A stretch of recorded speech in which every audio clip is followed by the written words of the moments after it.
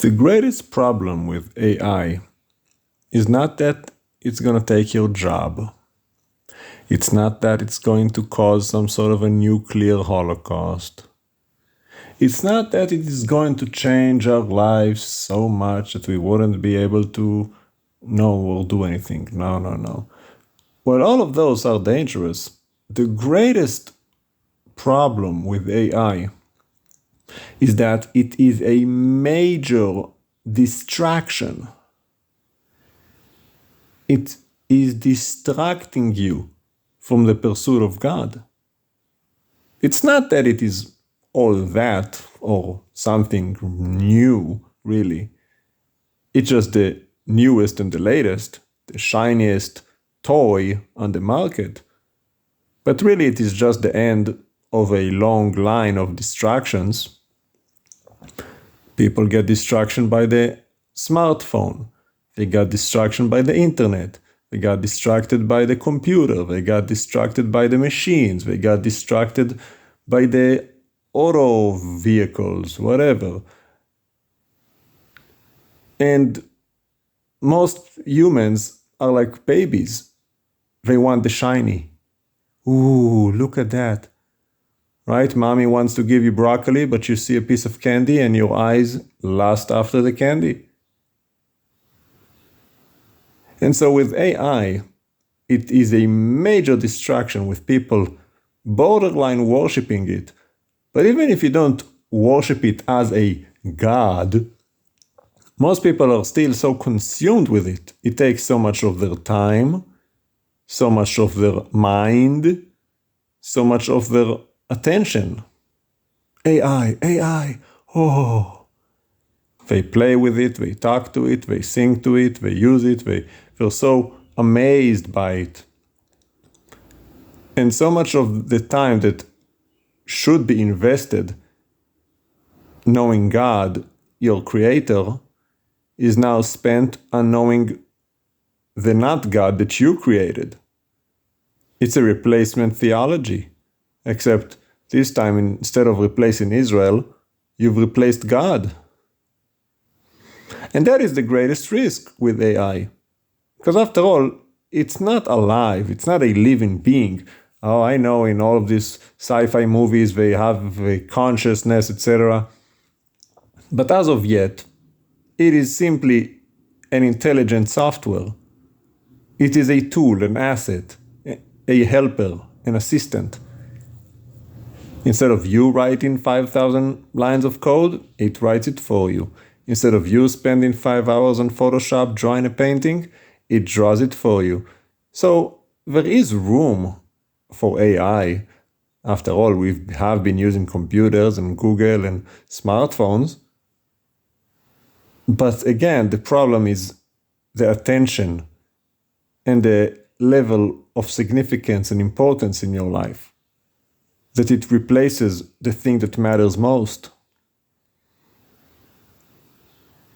And maybe it's just because it's so brand new and exciting and people are just overwhelmed and it's gonna die off soon enough. After all, people are not as excited about cell phones now as they were initially when it came out. I remember everybody way before the iPhone, when phones had color and they had games on them. I remember all those games. Oh, everybody was so amazed. And it died down. The iPhone came out. Whoa, the touch screen. Let me touch. Now, nobody thinks about it twice, even though most people are completely absorbed in their phone all day. It's not really the phone, though. It's the thing within the phone. Your Instagram, your social media, your vanity, taking selfies all day long. But people do kind of get over things eventually. So we'll just have to wait and see what happens. But it doesn't really matter, because by the time the excitement will die off, there will be a new thing, because that's just how the adversary works. He constantly bombards you with distractions. After all, just look at the sports world in the US. There's always something, isn't there? You don't even have a moment to think about your life from NBA to MBA to LBL, whatever. From one major league to another, from one World Cup to another.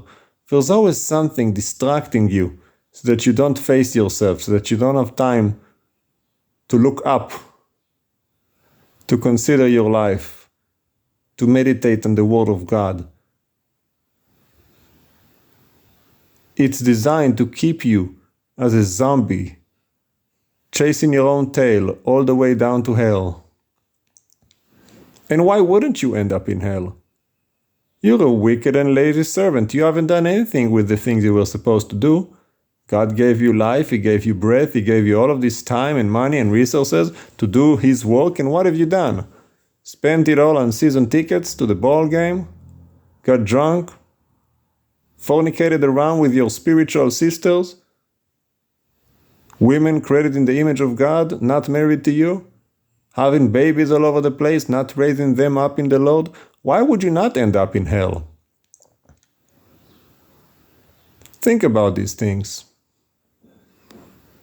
And so remember, AI all to itself, well, it's just a tool. But when it becomes more than just a tool, that's the problem. And it's not just AI.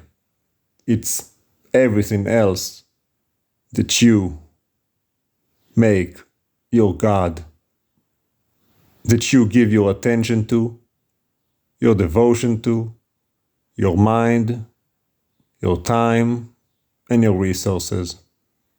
So seek God, seek the Lord, seek Yeshua, the Mashiach, do His will, and be delivered from this wicked world. Guy talked about the major problem with AI. Listen to it. He's right. And as he said, it's not about the job and all of that mess and the nuclear apocalypse and blah, blah, blah. It's about the distraction, the replacement, the instead of syndrome. What happens when you get something that's instead of? Now that you have the video games, you're not sitting on grandpa's lap. Now that you're watching YouTube history, you're not letting grandma tell you the stories. Now that you've got a 3D printer, you're not sitting with your great aunt learning how to quilt. Now that you have a microwave, you're not chopping, cleaning, washing, prepping your food.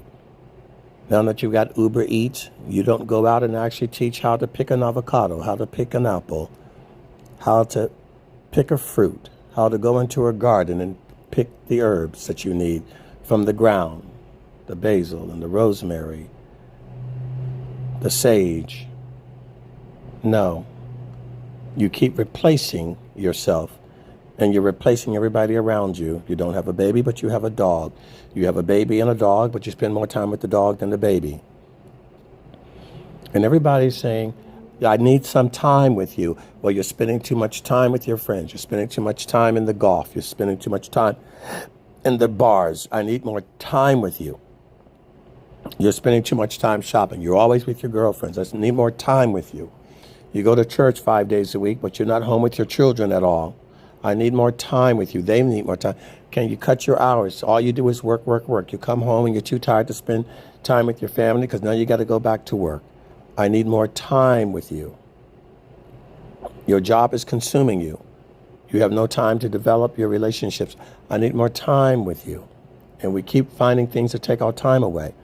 You go out to dinner and you're getting pinged by 10 messages. You can't sit down and actually look in the person's eyes and talk.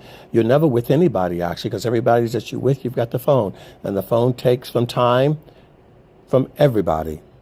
And when you're on the phone, everybody calls you, interrupts you, texts you, interferes. They have no idea. They don't care. They figure that like you got a phone. I ought to get you every time I want you. They invade your space. You have no privacy. They don't respect it. Because the phone is your new relationship. It's your new God. It used to be your job. Most women complain in the 60s, he's never home. You're checked out. And it's not just the mental people that are checked out because they're mentally challenged, but you're checked out from the worldly cares of the world around you. No time to be a father, no time to be a husband, no time to be a friend, no time to be a servant of God. You're checked out there too. God misses his time with you. You don't want any time with God. Maybe the pastor or the priest or the rabbi for a second or two, a minute or two.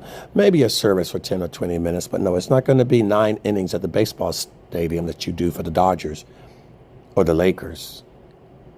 It's not going to be the 18 holes you do at the golf course or the all-night binge at the casinos or the strip clubs. It's not your shopping all day at the mall. You see, all of these things are distractions. And you marry people who don't bring you closer to God. They are another distraction. Now you have no real time for God because that person wants all your time and they want to replace God themselves. And you got your kids bouncing around with every kind of athletic endeavor to keep them busy because you're taught that's how you raise a child. Keep them busy hitting and kicking balls, running after things, jumping over things. And you have failed as a parent. And you don't sit with your friends and have a dinner. You don't come over early and help cook the dinner together. You're doing nothing together. You are distracted from your humanity. You don't care about your skin. You care about the clothes that you put on it. You don't care about taking care of your hair. You care about the dye that you color it with. No, you're distracted. Spiritually, you're distracted. Naturally, you're distracted. You're just a walking distraction. So you're intimate really with nothing. In fact, not even with yourself. You're distracted to not even look at yourself, spend time with yourself and your thoughts, to meditate, to breathe, to take that in. You're distracted. And your distraction has led to your destruction.